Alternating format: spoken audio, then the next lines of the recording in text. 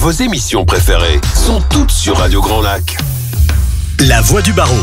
Vos droits à la portée de tous avec des avocats, c'est maintenant sur Radio Grand Lac. C'est maintenant puisque nous sommes le premier lundi du mois. C'est un rendez-vous que vous connaissez maintenant, dont vous avez l'habitude depuis le début de cette année. La Voix du barreau, des avocats du barreau de Chambéry qui nous font le plaisir et l'honneur de venir en direct dans nos studios pour parler de droit, pour parler de problèmes de droit et vous donner les meilleurs conseils, les meilleures réponses à vos interrogations dans vos vies quotidiennes, dans vos vies de tous les jours.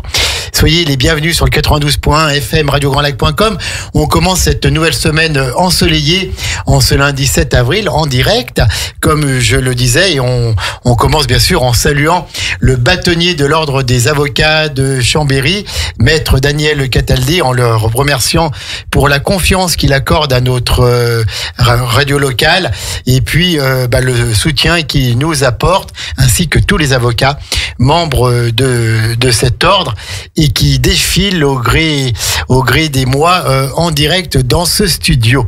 Je salue également aussi notre confrère, notre ami maître Benjamin Béroux, qui a beaucoup fait aussi pour la mise en place de cette émission et que vous retrouverez jeudi soir à 18h15 en direct pour le Grand Bain de l'Écho.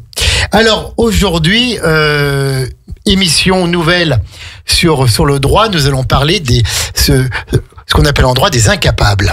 Alors ça parle peut-être pas à tout le monde puisque beaucoup de personnes dont on va parler sont tout à fait capables de faire, d'agir, mais en fait en droit non, parce que ils n'ont pas atteint un seuil qui est fatidique, qui est la majorité.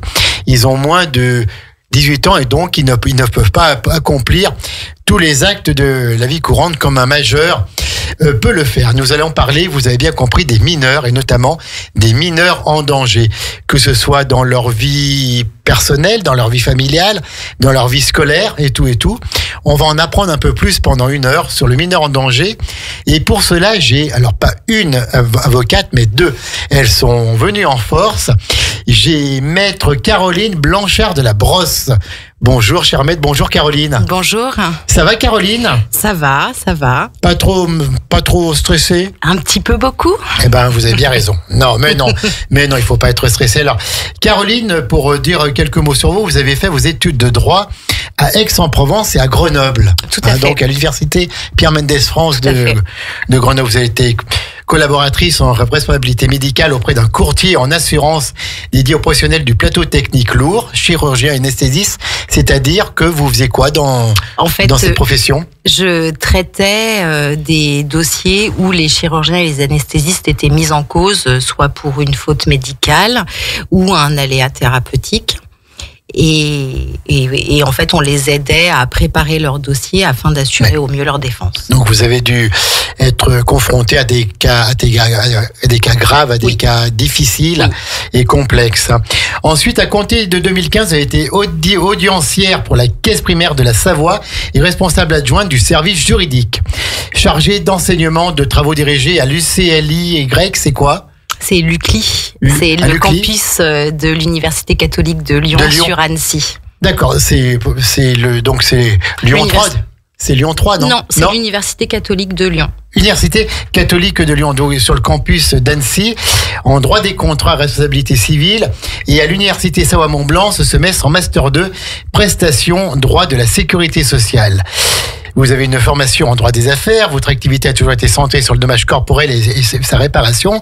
Vous avez prêté serment en novembre 2013, je sais tout de vous. En 2023, pardon. Ah, d'accord, ok, donc j'ai une mauvaise note, Caroline. Je suis collaboratrice et vous êtes collaboratrice libérale dans un cabinet sur Chambéry et notamment votre domaine d'intervention, c'est la réparation du dommage corporel. Puis bien sûr, tout le monde aura bien remarqué que ce nom, Blanchard de la Brosse, c'est un descendant de plusieurs personnes qui ont servi la France, de diplomates, notamment vous avez un grand-père qui s'est fait remarquer agréablement et favorablement en tant qu'ambassadeur de France en Chine et qui s'est ensuite occupé de la Cochinchine avant d'avoir une carrière politique sous la 4e. C'est ça. C'est tout à ça. fait.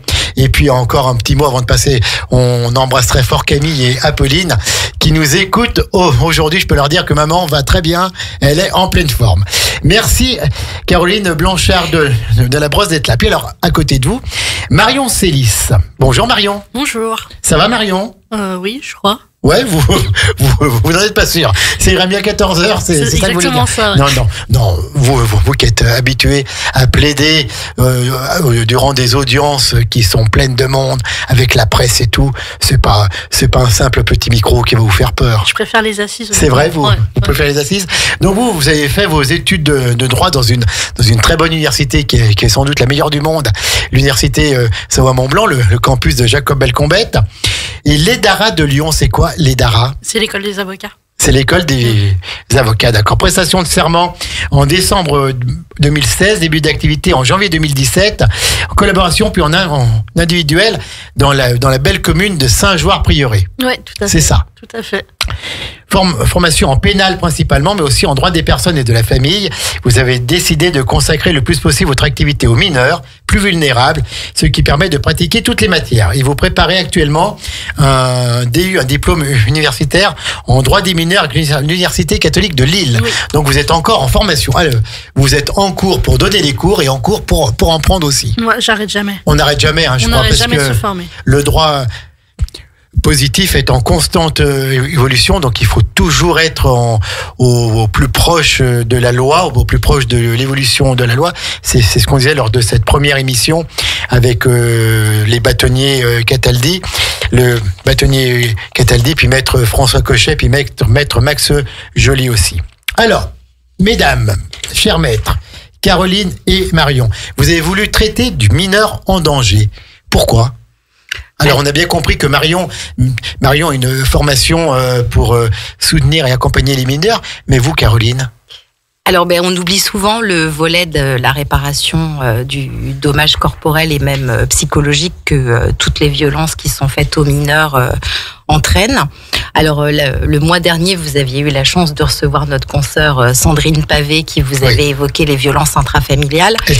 Elle était venue seule, elle avait osé venir seule. Elle avait osé. Et en fait, on oublie souvent effectivement que dans le cadre des violences intrafamiliales, il y a aussi les enfants qui sont victimes, donc les dommages collatéraux de ces victimes, de ces violences. Mais il y a aussi, on en parle beaucoup, notamment avec les grandes affaires qui sortent en ce moment, des violences sexuelles qui sont faites aux enfants, et c'est un vrai fléau de société, et sans compter les violences morales au sein de l'école auxquelles sont confrontés les enfants par le harcèlement scolaire qui grandit chaque année de plus en plus et qui touche énormément d'enfants. Et on a aussi tout le volet qu'on voulait évoquer avec Marion du mineur face à la justice. Alors pas toujours en tant que victime, mais aussi en tant que prévenu. Bien sûr, tout à fait. Oui.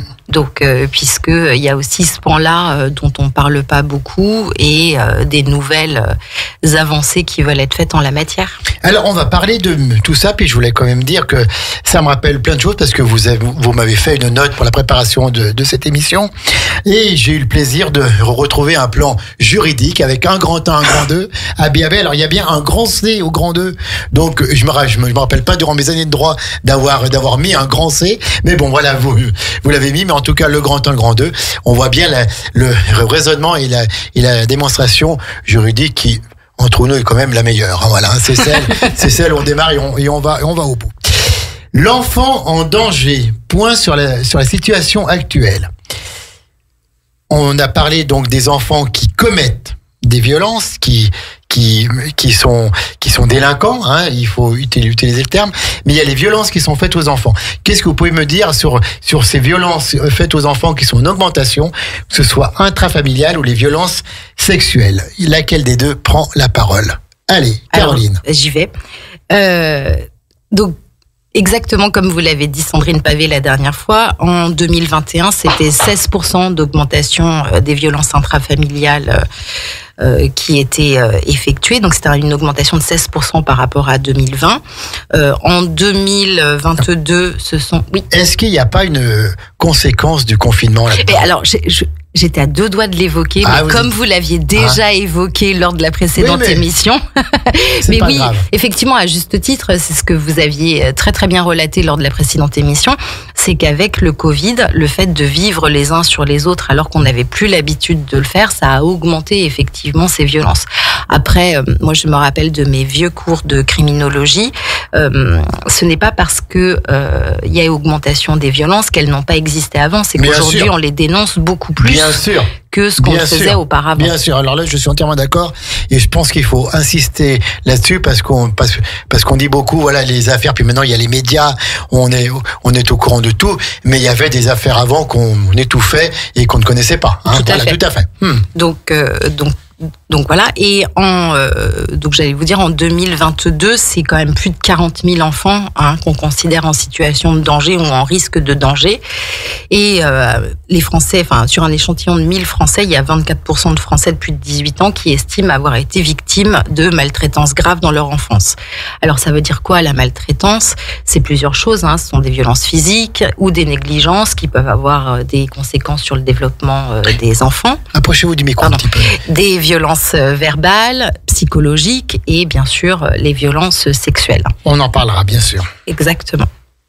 Donc, des augmentations de violence sur les mineurs, sur une catégorie de personnes qui est vulnérable, qui est censée être plus faible qu'un majeur adulte et qui peut normalement ne pas se défendre seul, qui a besoin d'accompagnement et de protection. C'est bien ça. Les violences sexuelles, pour en dire un mot un peu plus important dessus. Et là, c'est Marion qui va nous parler. Marion, qu'est-ce qu'on peut dire sur ces violences sexuelles? Alors, là encore, je pense qu'il y a une augmentation aujourd'hui des violences sexuelles. Alors, non pas qui existent, mais en tout cas qui sont traitées par la justice. Je pense que le mouvement MeToo, il a aussi fait en sorte de libérer la parole des grands qui étaient enfants. Aujourd'hui, on dénombre 160 000 cas d'inceste par an. 160 000 cas d'inceste par an, donc au sein des familles. Au sein des familles, oui, tout à fait. Donc 160 000 par an. 160 000, c'est assez énorme. Je crois même que toutes les 3 minutes, un enfant est victime d'agression sexuelle. Et on parle bien de la France, on parle pas de l'Europe, voilà, c'est la France. Donc depuis qu'on parle, déjà, il y a 3 ou 4 enfants qui sont passés, malheureusement. Qui ont vécu un mauvais moment. Qui ont vécu un très très mauvais moment, exactement. Et ça touche à la fois les filles et les garçons. Oui. Ça, 8 personnes sur 10 des femmes et 2 sur 10 des hommes. Alors, je ne sais pas si ces chiffres sont exacts. À mon avis, il y a peut-être plus d'hommes, mais la parole est plus difficile à être libérée pour les hommes que pour les femmes. C'est vrai que c'est beaucoup plus difficile d'en parler pour les garçons.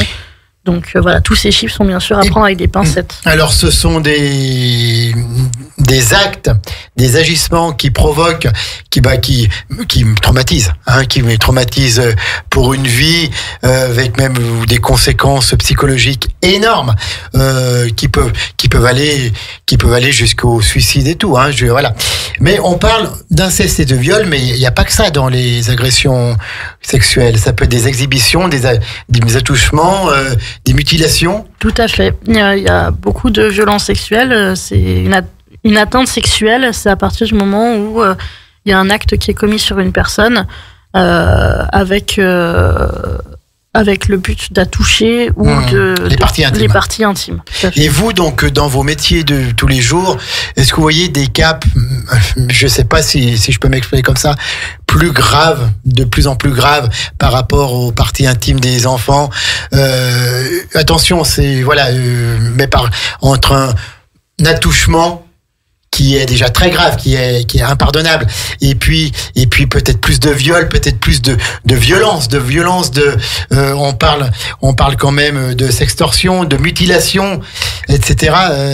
Est-ce que les cas sont de plus en plus graves? Est-ce qu'on s'arrête pas, si je puis dire aussi encore une fois, au simple petit attouchement, quoi, qui est déjà affreux, attention, mais voilà, ça peut être plus grave encore. Oui. Oui. Enfin, en tout cas, pour ma part, j'ai déjà traité des cas beaucoup plus graves. Beaucoup plus grave. Après, j'ai vous que 8 ans demande pas. d'expérience, Oui, donc je peux pas avoir un recul sur mais bien l'évolution, sûr. mais par contre, On vous demande pas, bien sûr, de rentrer dans les détails, mais un cas concret pour que nos auditeurs comprennent bien. Quel est le cas le plus grave que vous ayez traité sur notre côté. relation forcée, par exemple. Ouais. D'accord. Et puis il y a l'apparition de la pornographie aussi. Oui. Avec maintenant sur les réseaux sociaux, donc le simple fait de forcer un mineur à regarder de la pornographie, et ben c'est condamnable aussi. C'est une violence sexuelle. Oui. Hein? Ouais, ça peut, oui. Forcément, ça peut apporter aussi un choc à l'enfant. Ça reste souvent des scènes qui sont assez violentes. Sans compter que ça peut aussi atteindre son niveau de perception de la sexualité. Oui. Et qu'à la puberté, ça peut apporter des difficultés ensuite dans l'épanouissement sexuel de l'enfant. Et je crois, et vous allez pouvoir me le confirmer, je pense que tous les enfants qui sont victimes de violences ou d'agressions sexuelles ne savent pas ce qu'il faut faire en fait. Ils sont désemparés. Et comment est-ce qu'on peut les aider? Il faut qu'ils parlent à quelqu'un, il faut qu'ils parlent à un adulte, il faut qu'ils se confient, quoi. Il faut absolument qu'ils arrivent à se confier. Alors souvent, c'est pas aux parents. Oui. Soit parce qu'ils sont victimes des parents, ça arrive, soit parce qu'il y a la honte, il y a beaucoup de choses qui se passent. Ne serait-ce qu'en parler à un copain, c'est déjà bien. Parce que le copain, après, aura certainement, lui, le réflexe d'en parler à ses parents, etc. Et les choses vont se mettre en place. Mais en tout cas, les enfants doivent absolument parler comme ils peuvent, avec les mots qu'ils peuvent utiliser. Il n'y a pas de honte à avoir. Ce sont eux les victimes et ils n'ont pas à avoir honte de ce qui s'est passé. Oui, tout à fait. Caroline, qu'est-ce que vous pouvez nous dire là-dessus? Alors, je voulais juste rebondir sur la libération de la parole. Il y a une grande psychiatre spécialisée en traumatologie qui est intervenue sur d'autres ondes et elle explique très bien en fait comment la parole se verrouille. C'est qu'en fait, quand les enfants sont agressés, la première chose, c'est qu'ils sont en état de sidération. Donc en fait, ils comprennent pas ce qui leur est arrivé.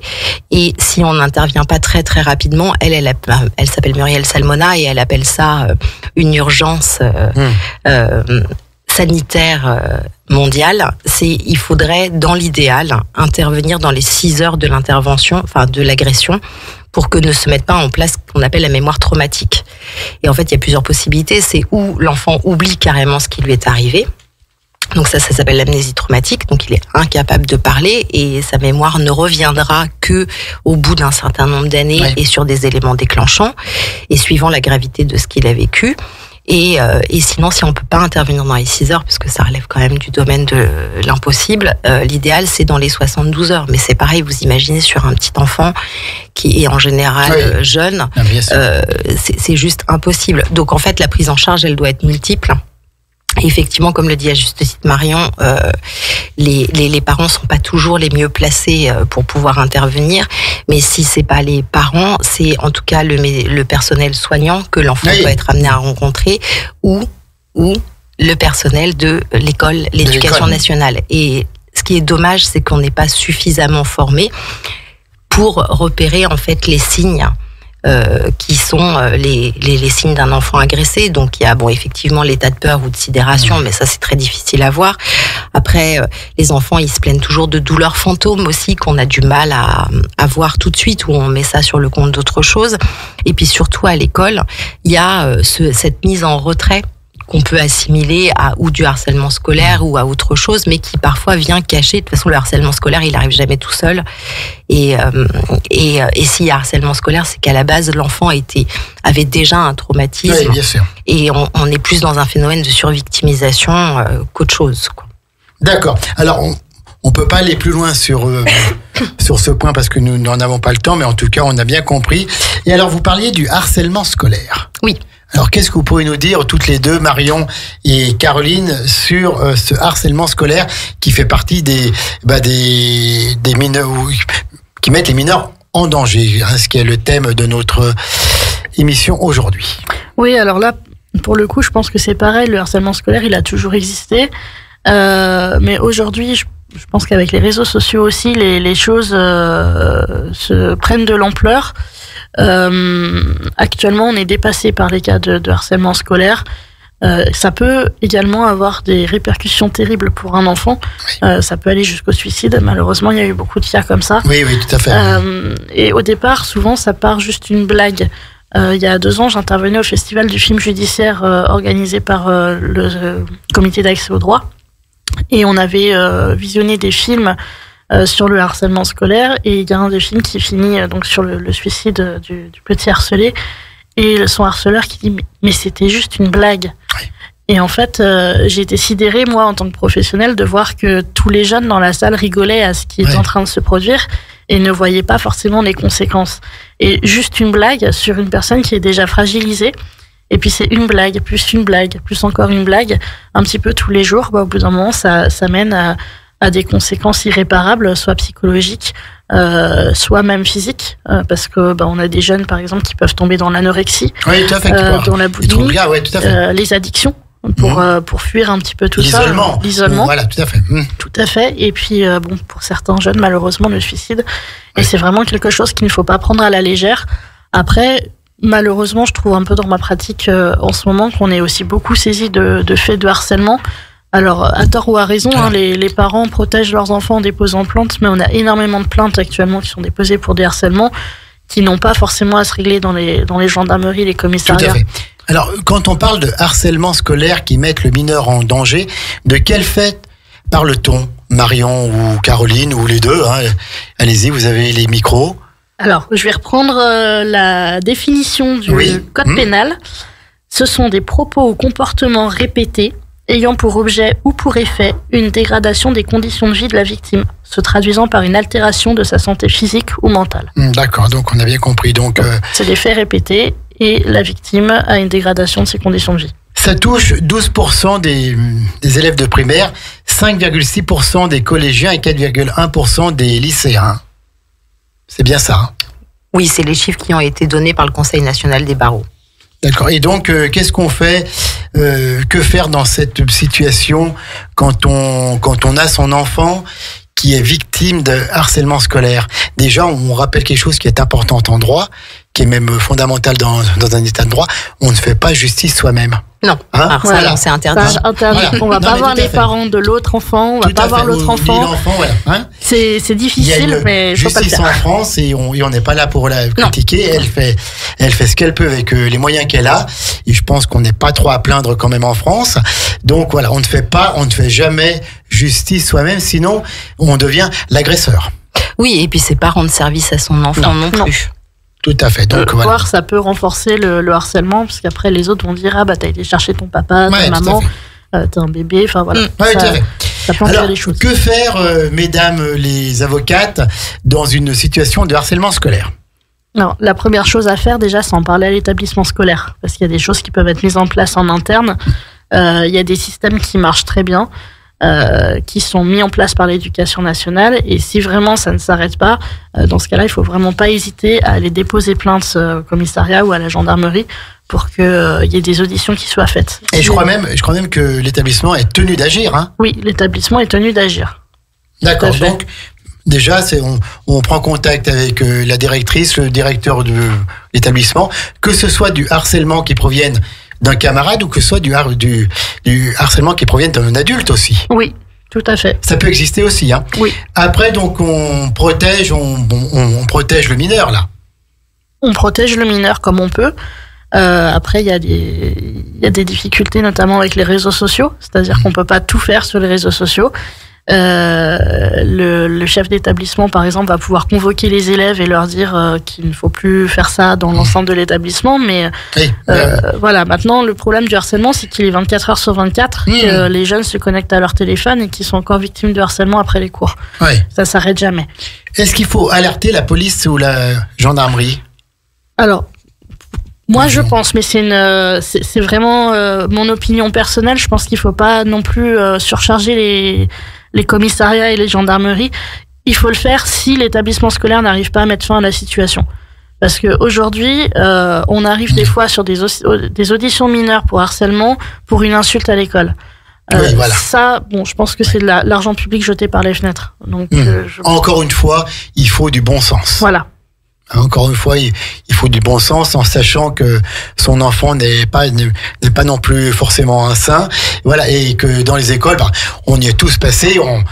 Il y a toujours eu des périodes de tension et tout, mais après, il faut distinguer période de tension qui est normale entre guillemets du véritable harcèlement qui peut avoir des conséquences catastrophique. Et puis on peut aussi prendre contact auprès d'un avocat. Oui, tout à fait.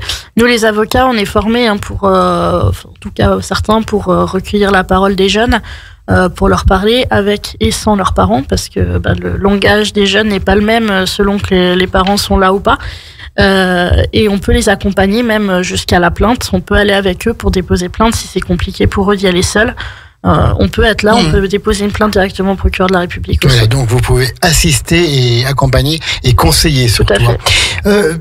Que peut faire le tribunal en matière de condamnation de l'auteur du harcèlement ? Alors, pour un auteur de... Marion est incollable sur le harcèlement scolaire. C'est mon truc. C'est son truc, c'est son domaine. C'est mon domaine, c'est mon dada. C'est bien parce que les mineurs ont besoin d'avocates comme vous avec du cœur et ce qu'il faut pour les comprendre.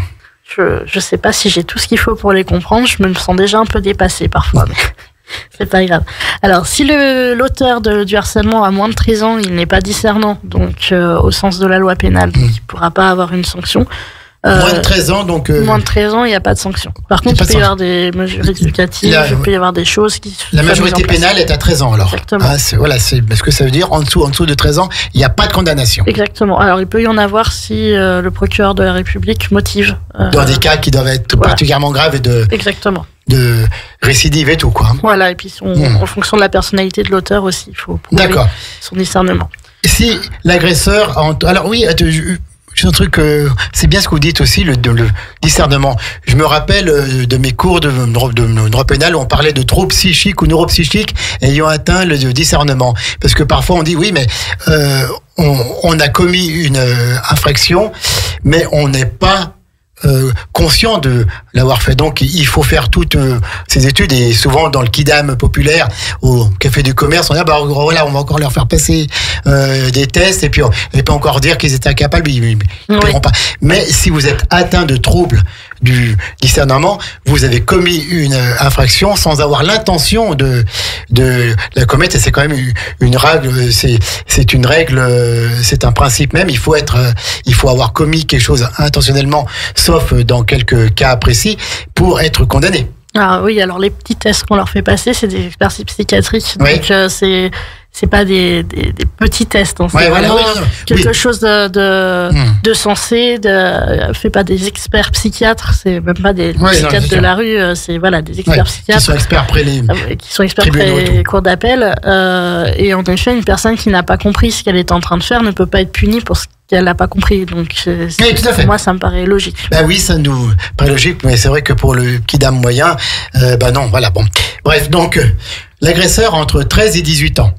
Alors l'agresseur entre 13 et 18 ans... Et pendant ce temps-là, Caroline est en train de faire la sieste. De faire sa sieste tranquillement. Non. Non, vous êtes vilain, j'écoute religieusement. Bien sûr. Marion. Alors, entre 13 et 18 ans, ce qui se passe, c'est qu'il peut y avoir des poursuites pénales. Et les poursuites pénales, ensuite, on va devant le juge des enfants. J'y reviendrai certainement tout à l'heure sur la procédure pénale des mineurs. Mais ensuite, il peut y avoir des mesures éducatives qui sont prononcées sur les jeunes pour voir comment ils évoluent, ou des peines qui peuvent aller jusqu'à la prison. Voilà, tout à fait, qui peuvent aller jusqu'à la prison. Et donc, en fonction de chaque affaire, en fonction de la loi, encore une fois. Maintenant, avec des récentes affaires qui touchent des adultes dans le monde politique, on entend dire ici ou là, ils ont été condamnés parce que non, il y a une loi au départ et le juge applique la loi avec sa sensibilité peut-être, mais n'empêche qu'il applique. Non, mais c'est excessivement.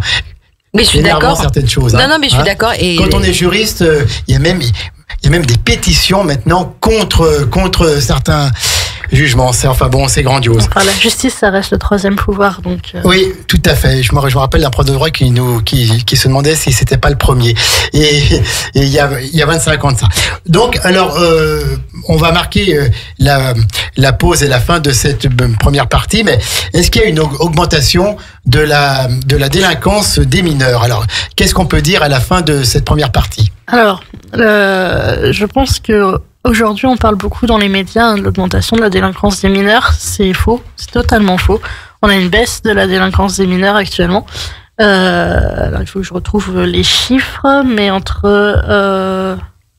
il y a une baisse de 24% de la délinquance des mineurs entre 2019 et 2022. Alors, il y a une baisse de 24% malgré l'augmentation qu'on a eue entre 2020 et 2021. Voilà, tout à fait. Exactement. Il y a quand même une baisse de 24%. Exactement, une baisse de 24%. Il y a un taux de réponse pénale de 90%. Donc pareil, quand on entend que la justice des mineurs est laxiste, c'est faux. Ah oui, bien sûr.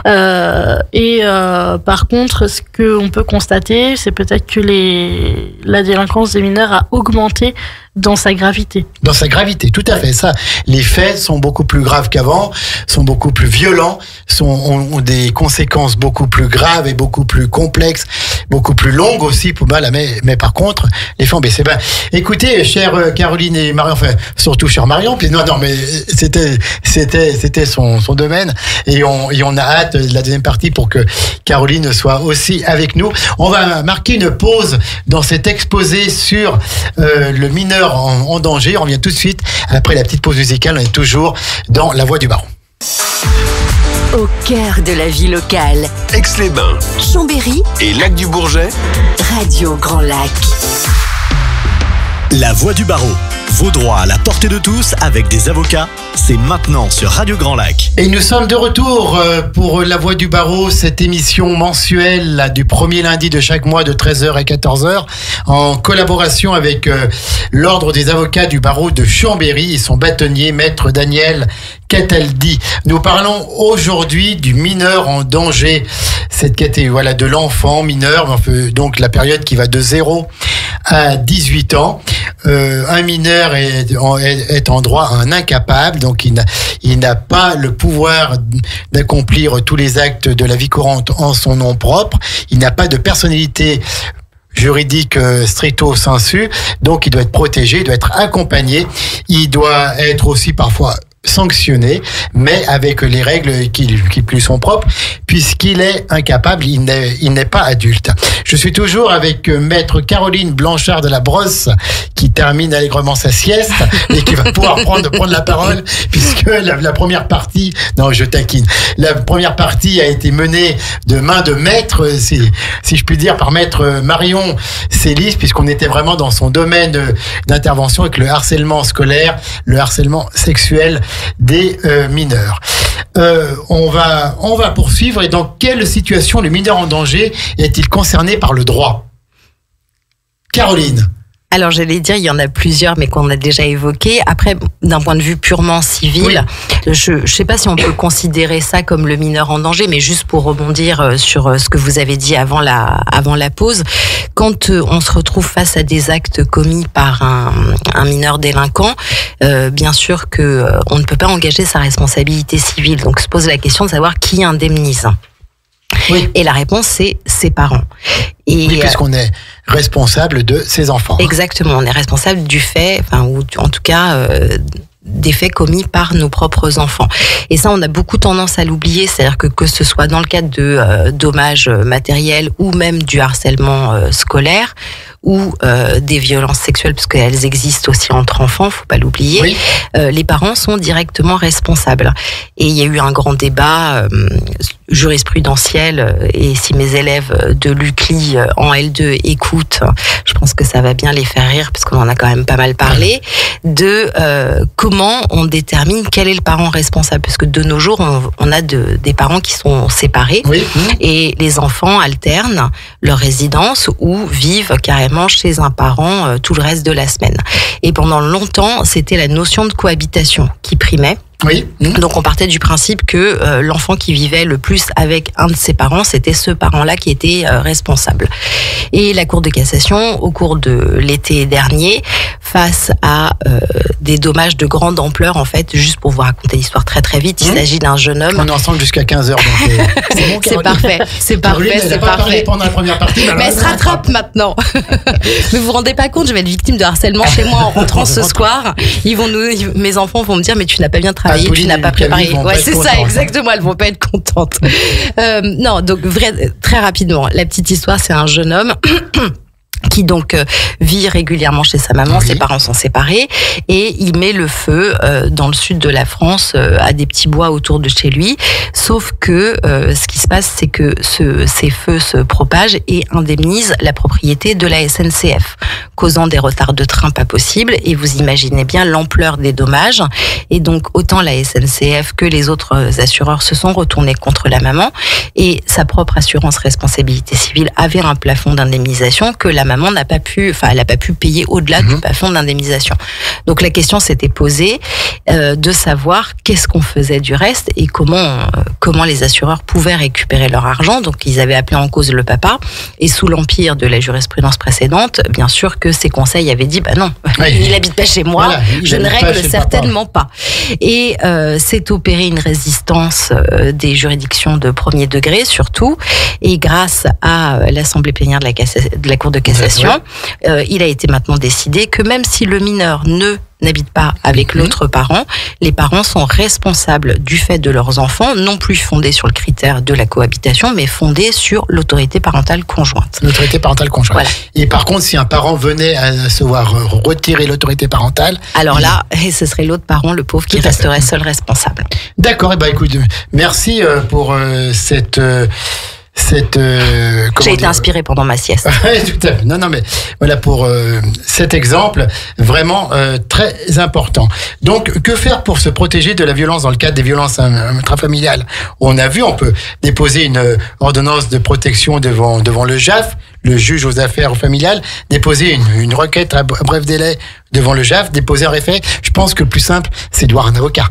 Oui. Hein, qui sera là, et c'est pas vous deux qui allez me dire non, je l'avais bien compris. Qu'est-ce que vous pouvez me dire sur ces 5 cas, que ce soit le JAF ou le juge des enfants? Qu'est-ce que vous pouvez nous dire sur ces deux magistrats?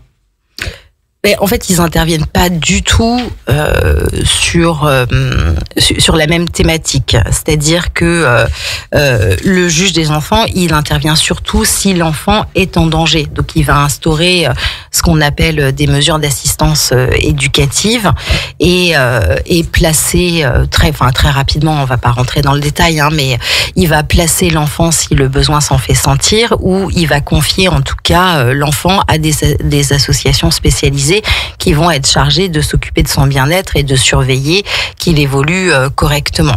Donc en fait, les gens le vivent toujours mal, et je peux tout à fait comprendre, parce que tout le monde estime qu'il est apte à pouvoir gérer ses enfants, mais parfois il y a des situations de la vie qui font que être accompagné par les associations, c'est pas négligeable, et ça peut aider après à un retour à une meilleure parentalité.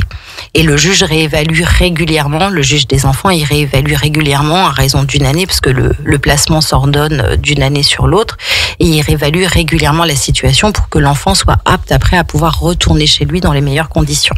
Bien sûr. Alors donc voilà, on a saisi la différence entre le JAF, le juge aux affaires familiales, et le juge des enfants, qui sont deux magistrats. Où est-ce qu'on les retrouve, ces magistrats, pour quelqu'un qui ne connaît rien en procédure juridique? Je dois aller voir le juge des enfants, je vais où?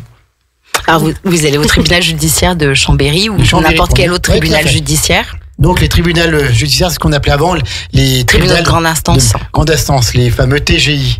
Avec tout à fait. La différence entre le TI et le TGI suivant l'acte qui a été jugé.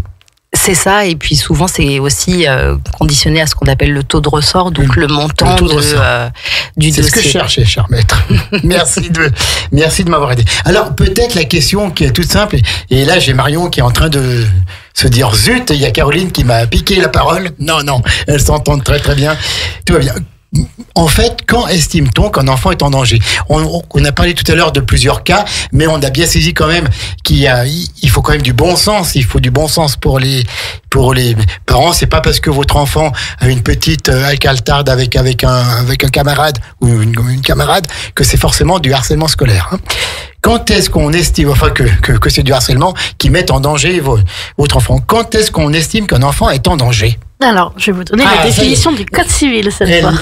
Elle a vite sauté sur le micro. Non, ça regardait avant. Reprend sa sieste. Non, bien sûr. Alors, la définition du code civil, c'est un enfant est en danger si la santé, la sécurité ou de la mineure ou d'un mineur sont en danger. Oui. Ou si il faudra reprendre le code civil. Il faudra que je reprenne le code civil parce que le copier-coller, il n'a pas marché manifestement. Ou si les conditions de son éducation ou de son développement physique, affectif, intellectuel et social sont gravement compromises. On rappelle quand même que le code civil, il date de 1804, c'est le code de Napoléon. Alors bon, il y a certaines choses qui ont été mises à jour depuis 1804, mais enfin, si la santé ou la sécurité d'un mineur sont en danger, ou si les conditions de son éducation, de son développement physique, affectif, intellectuel et social sont gravement compromises, le mineur est en danger. Ça se comprend très très bien et ça date de plusieurs décennies tout ça. Alors, je pense qu'il y a eu des réformes parce que notamment pour le développement affectif, c'est assez récent. Avant, on n'en parlait pas, mais c'est vrai que on a souvent des mères au juge des enfants qui viennent nous dire mais moi je l'aime mon enfant. Oui, mais l'aimer ça suffit pas. Faut encore l'aimer bien. Faut l'aimer correctement parce qu'étouffer un enfant c'est pas bon non plus. Le mettre dans un conflit de loyauté c'est pas bon non plus. Donc on a aussi beaucoup de procédures devant le juge des enfants parce que les parents ne s'entendent pas. Des parents séparés ne s'entendent pas et on n'a pas ce qu'on appelle la coparentalité qui permet aux mineurs de pouvoir s'épanouir correctement. Par exemple, on a la maman qui veut que le gamin fasse du foot, on a le papa qui veut qu'il fasse du rugby, et ils n'arrivent pas à se mettre d'accord, et du coup, l'enfant fait une semaine du foot et l'autre semaine du rugby. Ça, c'est pas bon pour l'enfant. Non, c'est pas bon non plus. Donc là, dans ces cas-là, on a des mesures qui peuvent être mises en place. Et on peut parler aussi du nouvel article du côté, enfin du nouvel article il y a quand même quelques années, le 371-1, que l'on lit d'ailleurs lors des mariages dans les mairies, qui dit que le mineur doit être entendu et doit être concerté quand on fait des choix qui concernent sa vie en fonction bien sûr de son âge. S'il a 4 ans ou s'il a 13 ans, voilà, on va pas faire pareil, mais le mineur doit être interrogé, doit être concerté pour ce qui est de sa vie à lui. Il doit donner son avis. Hein ? C'est ça. Alors, qui saisit le juge des enfants quand il y a un problème ? Alors, j'allais dire, ça peut être surtout, et c'est souvent par signalement fait par les établissements scolaires. Parce qu'on se rappelle que les établissements scolaires, ils ont pour obligation de signaler toute situation où l'enfant serait susceptible d'être en danger pour faire cesser cette situation au plus vite. Donc ils saisissent le procureur qui après transmet au juge pour enfants et il y a une enquête sociale qui est mise en place.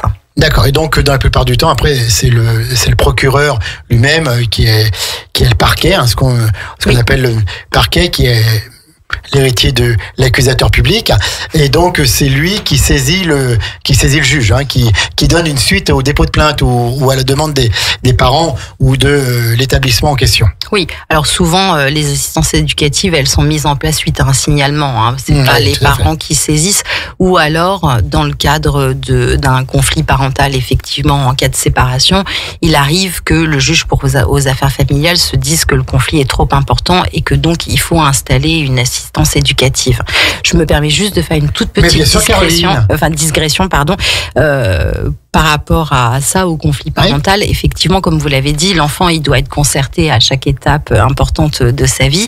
Et donc, notamment quand ses parents se séparent ou même après la séparation, il a la possibilité d'être entendu par le juge aux affaires familiales qui peut statuer sur le mode de garde ou préconisé dans le cadre du divorce ou sollicité par les parents, ou si lui-même, il entend voir son mode de garde évoluer, parce qu'on sait qu'à l'adolescence, les enfants réclament de plus en plus à être moins chez l'un et plus chez l'autre, ou voire arrêter ou mettre en place une garde alternée. Et donc ça, il faut savoir que le juge aux affaires familiales, il peut tout à fait entendre les enfants. Souvent, il entend les enfants qui sont capables de discernement. Oui. Et il n'est pas toujours obligé de les entendre. Et ce que les gens savent très peu, ou ce que les gens après imaginent dans leur tête, je pense que Marion, elle a déjà eu le cas de figure comme moi, c'est que l'enfant qui est entendu par le juge aux affaires familiales, c'est le bâtonnier qui lui désigne d'office un avocat. Donc Marion et moi, on le fait, on assiste les enfants lors des auditions devant le JAF. C'est gratuit, ce n'est payé par aucun des parents. Oui, tout à fait. Donc voilà, c'est encore aussi quelque chose à mettre en avant. Et le mineur, donc, comme on l'a dit, l'action est en cours, le juge des enfants est saisi. Le mineur, il entend donc l'enfant, il le reçoit, il le questionne. Alors, devant le juge des enfants, le mineur est partie à la procédure, contrairement au JAF, où le mineur peut être entendu, mais il n'a aucun droit de regard sur la procédure. Qu'est-ce que ça veut dire qu'il est parti à Là, ça veut dire qu'il a des droits procéduraux. Il a le droit à avoir, alors pas lui, mais son avocat a le droit d'avoir une copie du dossier et de voir ce qu'il y a dans le dossier. La décision va lui être notifiée, ce qui n'est pas forcément le cas, qui n'est pas le cas d'ailleurs au juge aux affaires familiales. Il est comme ses parents dans la procédure. C'est une personne à part entière dans la procédure. Donc le mineur, il peut être entendu par le juge avec ou sans avocat. Normalement, il y a des projets de réforme en cours. Bientôt, l'avocat devrait être obligatoire pour les mineurs devant le juge des enfants. Et les parents dans tout ça? Ils sont aussi assistés par leurs propres avocats. Tout à fait, comme on l'a dit. Et donc, ils doivent être présents avec un avocat ou pas. Et ils sont également partis à la procédure. Eh ben, écoutez, on avance quand même bien sur ce domaine de l'enfance du mineur en danger et l'enfant en qualité de victime d'infraction pénale. Mon enfant est victime ou je suis moi-même mineur et victime. Que faire? On le répète encore une fois parce qu'on en a déjà parlé un petit peu, mais il faut déposer plainte, il faut agir. Surtout ne pas laisser les faits s'installer.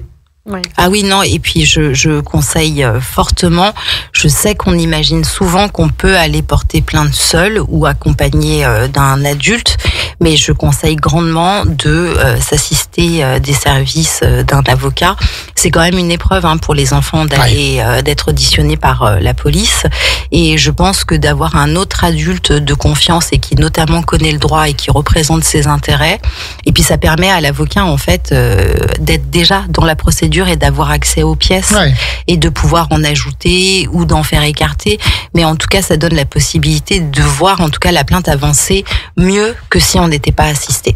Oui, et puis il y a quand même des services de gendarmerie de police qui sont spécialisés pour l'accueil des mineurs, et c'est pas en cellule tout de suite, c'est pas l'interrogatoire, on fait ça avec beaucoup de diplomatie.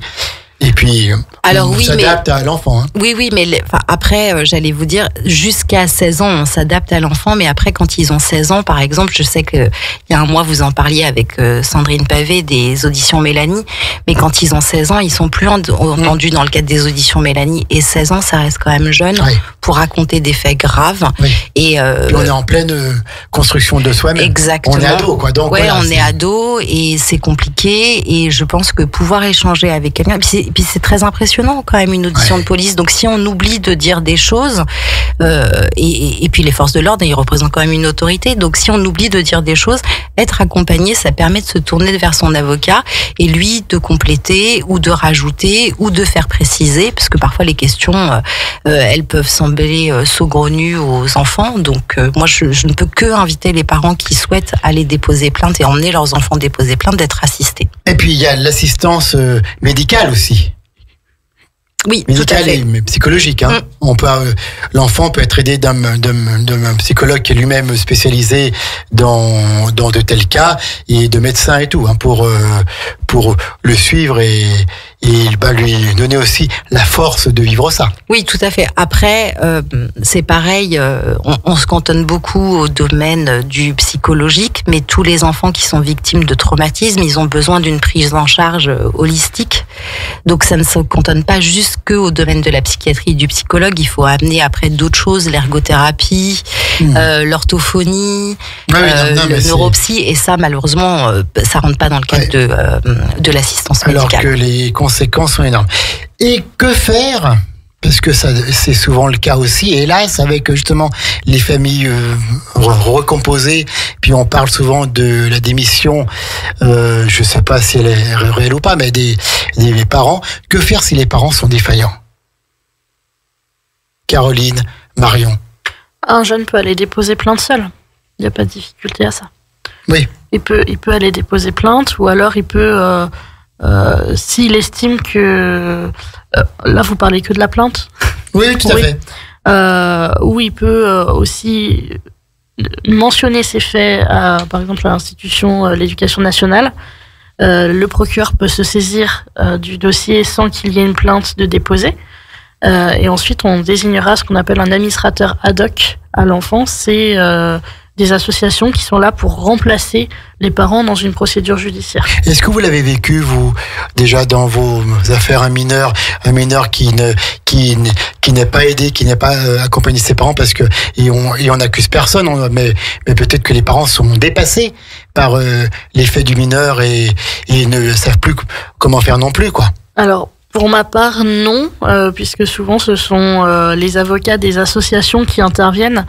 Et j'en fais pas partie, donc mais par contre ça m'est déjà arrivé d'être en défense dans ces cas-là et d'avoir les avocats de l'administrateur ad hoc. Oui, c'est possible. Oui, c'est possible. Alors maintenant, donc il est 13h54, on arrive déjà au terme de cette émission passionnante.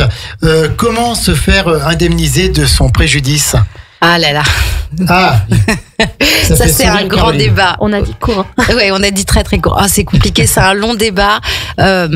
Beaucoup d'avocats, dont notamment ceux qui ont la spécialité en réparation du dommage corporel, parlent de ça. Moi, j'ai été aux États généraux du dommage corporel du Conseil national des barreaux en décembre, spécialement dédié à la réparation de la victime mineure. C'est très compliqué. Aujourd'hui, le barème tel qu'il existe, qu'on appelle le référentiel des cours d'appel, il fait pas de distinguo entre le mineur et le senior. Donc ça veut dire qu'on applique le même barème aux enfants. Sauf qu'aujourd'hui, tous les avocats qui font du dommage corporel, et moi notamment, et au sein du cabinet auquel j'exerce, on milite surtout pour ce qu'on appelle le préjudice d'enfance gâchée. Et ça, c'est pas du tout pris en compte dans le barème. C'est-à-dire que, bien sûr qu'il y a les souffrances endurées qui vont être prises en compte, mais ce qu'on oublie sur le trauma qui peut arriver à un enfant, et n'importe lequel, accident de voiture, violence, catastrophe naturelle, il y a un vrai préjudice de ce qu'on appelle l'enfance gâchée. Ça veut dire que d'abord vous êtes pris par vos soins, vous ne pouvez pas aller à l'école normalement. Le droit à l'école, c'est un droit fondamental. Et à l'école, il se passe pas que les études, il se passe aussi la sociabilisation. Et ça, c'est pas pris en compte. C'est-à-dire que le barème vous indemnisera d'une année d'études perdue, sans difficulté. Et en moyenne, c'est 20 000 €. Mais il vous indemnisera pas de pas avoir pu avoir d'amis, de pas avoir été à des fêtes d'anniversaire ou des soirées au lycée ou autre. Et ça fait partie de la construction de l'adulte en devenir, et c'est pas suffisamment pris en compte, sans compter l'aide à la parentalité, parce que quand vous avez un enfant malade ou qui est handicapé, de facto votre vie elle est impactée. Ça compresse vos horaires de travail, ça a un impact sur votre vie professionnelle. Ça fout en l'air une famille. Pardon ? Ça peut foutre en l'air une famille. C'est pas ça. Ça peut foutre en l'air une famille, c'est que ça a des impacts, ça a des dommages collatéraux sur les frères et sœurs, sur les parents, sur les grands-parents. Tout dépend le degré de la famille, quoi. Donc on a parlé de l'enfant, du mineur en danger. On a parlé du mineur en danger parce qu'il subit des violences, qu'elles soient de diverses sources, sexuelles, scolaires, familiales, intrafamiliales. On a parlé du mineur victime d'infraction pénale. On parle maintenant du mineur qui est délinquant, donc qui produit, qui est lui-même à l'origine de l'infraction ou du délit qui est commis, et donc qui bénéficie d'une justice qui est adaptée, la justice des mineurs. Est-ce qu'elle est plus laxiste que la justice des majeurs? Non, pas du tout. C'est juste que les objectifs sont pas les mêmes. En justice des majeurs, ce qui compte, c'est de sanctionner. La justice des mineurs, ce qui compte, c'est de reprendre un enfant tout de suite, de manière à créer l'adulte de demain. Oui. Donc, on met d'abord en place des mesures éducatives, et ensuite, il y a une gradation qui se fait, d'abord des mesures éducatives douces, ensuite des mesures éducatives plus fortes, Puis, si on n'y arrive pas, des sanctions pouvant aller jusqu'à la prison. Il est faux de dire qu'un mineur ne peut pas aller en prison, un mineur peut aller en prison. Une prison pour mineurs, hein, voilà. Une prison pour mineurs, tout à fait. Tout à fait. Donc, il y a pas plus de laxisme. Seulement, comme vous l'avez dit, les objectifs ne sont pas les mêmes. On donne une grande place quand même à l'éducation, puisque c'est un mineur qui a fait des bêtises, qui a fait des erreurs, qui a commis des infractions. Des infractions, voilà, peut être racheté entre guillemets et devenir un très bon adulte. C'est ça, exactement. Il y en a d'ailleurs beaucoup. Oui, tout à fait. Il y en a beaucoup parce que tout le monde ne vit pas non plus des enfances dorées où tout va bien dans des cercles familiaux équilibrés et tout. Hein. Et puis la société qui devient elle-même de plus en plus complexe et violente aime bien aussi se saisir de ces personnes vulnérables que sont les mineurs. Oui. Je pense que c'est aussi les cibles faciles. Hein. À 13h59 tout juste, Caroline et Marion, qu'est-ce qu'on peut dire comme mot de la fin sur le mineur en danger? Qu'est-ce que vous n'avez pas encore dit que vous voudriez dire en quelques mots? Marion. En quelques mots, oui. Le meilleur défenseur des mineurs, c'est l'avocat. C'est l'avocat. Oui. C'est l'avocat qui est spécialisé aussi dans le droit des mineurs. Alors, spécialisé, c'est un grand mot parce qu'il faut qu'on passe un concours pour être spécialisé. Je crois que des avocats spécialistes en droit des mineurs, en France, il y en a 40, donc ça va être un peu compliqué d'en trouver. Oui, ça va être un petit peu juste. Mais par contre, il y a des avocats formés pour recueillir les paroles des enfants, des gens qui font ça depuis 40 ans. Donc, ne pas hésiter à venir nous voir. Tout à fait, ne pas hésiter à pousser la porte. Il y a toujours les consultations qui sont gratuites chez les avocats. Hein. Oui, à la MJD et sur Aix-les-Bains aussi. Il y a des points d'accueil, des points d'accès au droit pour les jeunes à Chambéry. Oui. Et normalement, le barreau devrait mettre en place des points d'accès au droit directement dans les établissements scolaires. En tout cas, c'est un projet. Et puis agissez pour votre mineur, pour l'accompagner parce que seul il n'a pas le droit de tout faire. Caroline. Alors moi j'ai juste un dernier mot, c'est que le Conseil national des barreaux organise chaque année une intervention des avocats dans les établissements scolaires. J'invite tous les établissements de la région de la Savoie à se manifester auprès du Conseil national des barreaux pour que nous, les avocats du barreau de Chambéry, on puisse intervenir. Donc généralement c'est courant octobre, c'est entièrement gratuit. On dédie une demi-matinée ou une demi-après-midi, enfin pas une demi-après-midi, une après-midi, ou la journée complète à venir sensibiliser les collégiens sur les conséquences tant juridiques que de santé sur le harcèlement moral. Merci beaucoup maître Caroline Blanchard de la Brosse et maître Marion Célis. Ça vous a plu comme exercice? Parfait, ouais, ça va. C'était pas la plaidoirie que vous avez l'habitude de faire? Non. Mais c'était mieux ou c'était plus dur? C'était différent. Merci. En tout cas, c'était l'émission du mois d'avril de La Voix du Barreau que vous retrouverez très prochainement en podcast sur la chaîne YouTube de Radio Grand Lac. On va rendre l'antenne pour une après-midi de musique à l'écoute de Radio Grand Lac. Et puis ce soir à 18h, Eve sera là pour C'est local et c'est bon avec les meilleurs produits de notre territoire, les meilleurs produits locaux. Et on va parler gourmandise et ça va être trop bien. Merci encore. Merci à vous. Marion. Merci beaucoup. Merci encore et merci bien sûr à l'Ordre des avocats du barreau de Chambéry pour sa confiance et sa collaboration avec nous. Bon après-midi à toutes et à tous sur Radio Grand Lac.